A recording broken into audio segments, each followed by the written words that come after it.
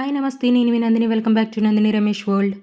ఈరోజు మనం శబరిమల అయ్యప్ప స్వామి ప్రసాదం లాగే ఇంచుమించు 100కి 90% అంతే టేస్ట్తో ఈరోజు మనం ప్రసాదం అనేది తయారు చేద్దాం. దీనికోసం నేను ఫర్బాయిల్ రైస్ అనేది తీసుకున్నాను.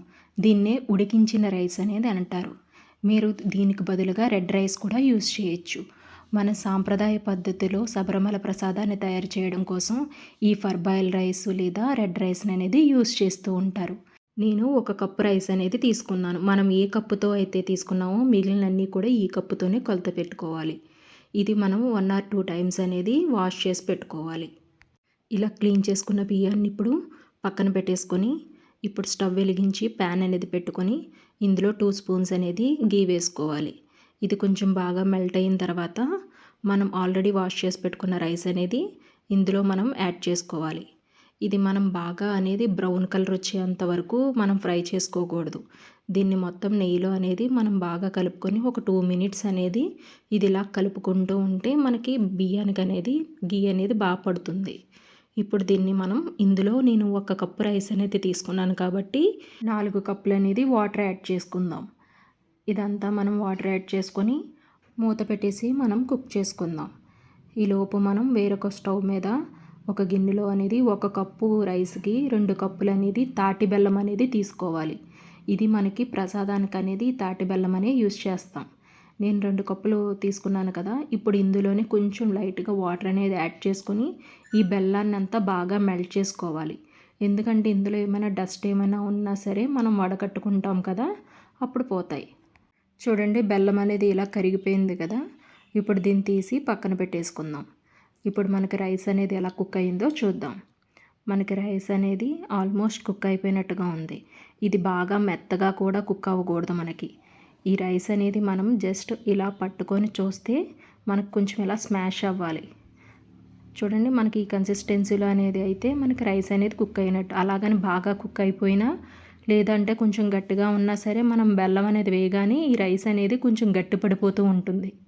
మనకి ఈ టైప్లో అంటే సరిపోతుంది. ఇప్పుడు మనం ఆల్రెడీ రెడీగా పెట్టుకున్న బెల్లం అనేది వడకట్టుకొని ఇందులో వేసుకుందాం. ఇదంతా మనం ఒకసారి బాగా మిక్స్ చేసుకొని మనం చూడండి, శబరిమల ప్రసాదం అనేది తింటున్నప్పుడు మనకి రైస్ అనేది కొంచెం తగులుతూ ఉంటుంది. అప్పుడే మనకి టేస్ట్ అనేది వస్తూ ఉంటుంది. ఈ శబరిమల ప్రసాదం మీలో ఎంతమందికంటే ఇష్టం? ఇది అయితే నేనైతే మాత్రం ఎవరైనా శబరిమల వెళ్తే మాత్రం ఒక టిన్ అనేది తెచ్చి ఇంట్లో పెట్టుకుంటాను. ఇది మనం మధ్య మధ్యలో అనేది అలా మిక్స్ చేసుకుంటూ ఉంటే మనకి కాసేపటికి అనేది ఈ కన్సిస్టెన్సీలో అనేది అవుతుంది. ఇప్పుడు ఇందులోనే కొంచెం ఎండు కొబ్బరి అనేది ఇలాగే వేసుకోవాలి. ఇది నెయ్యిలో అనేది ఫ్రై చేయకూడదు. మీకు అవైలబుల్గా ఉంటే ఇందులోనే కొంచెం బ్లాక్ కిస్మిస్ కూడా ఇందులోనే వేసుకొని ఉడికించుకోవాలి. ఇదంతా మనం బాగా ఉడికించుకున్న తర్వాత కాసేపటికి ఇందులోనే మనం సొంటి పొడి అనేది పొడి చేసి ఇందులో వేసుకోవాలి. ఇది 1 స్పూన్ వరకు వేసుకోవాలి. ఇందులోనే కొంచెం ఇలాచీ పొడి కూడా 1 స్పూన్ అనేది వేసుకొని ఇదంతా మనం బాగా మిక్స్ చేసుకొని ఒక 10 మినిట్స్ అనేది లో ఫ్లేమ్లో పెట్టుకొని కుక్ చేసుకుంటూ ఉండాలి. ఇది మనం కానీ కలుపుకోకపోతే అడుగు అనేది మాడిపోతూ ఉంటుంది. ఇది మనం అలా మిక్స్ చేసుకుంటూ ఉంటే మనకి కాసేపటికి అనేది ప్రసాదం అనేది ఇలా దగ్గర పడుతూ ఉంటుంది. ఇప్పుడు ఈ టైంలోనే మనం కొంచెం పచ్చకర్పూరం అనేది చిటికెడు ఇలాగా స్మాష్ చేసి వేసుకోవాలి. మనకి ప్రసాదానికి ఈ పచ్చకర్పూరం అనేది లాస్ట్లో యాడ్ చేయడం వల్ల మంచి టేస్ట్ అనేది వస్తుంది. ఇప్పుడు ఇందులోనే కరిగించుకున్న నెయ్యి అనేది కొంచెం కొంచెంగా యాడ్ చేసుకుంటూ ఇదంతా మనం ఒక 5 మినిట్స్ అనేది బాగా మిక్స్ చేసుకుంటూ కలుపుకుంటూ ఉంటే కాసేపటికి అనేది మనకు ప్రసాదం అనేది దగ్గర పడడం మొదలవుతుంది. చూడండి, మనకు ప్రసాదం అనేది ఆల్మోస్ట్ కుక్ అయిపోయినట్టే. ఇది ఇంచుమించు దగ్గరగా శబరిమల ప్రసాదం లాగే ఉంటుంది. అంత టేస్ట్నే ఇస్తుంది. ఇది మీరు కూడా నేను చెప్పిన మెజర్మెంట్స్తోనే ట్రై చేయండి. ఎలా వచ్చిందన్నది కామెంట్ చేయండి.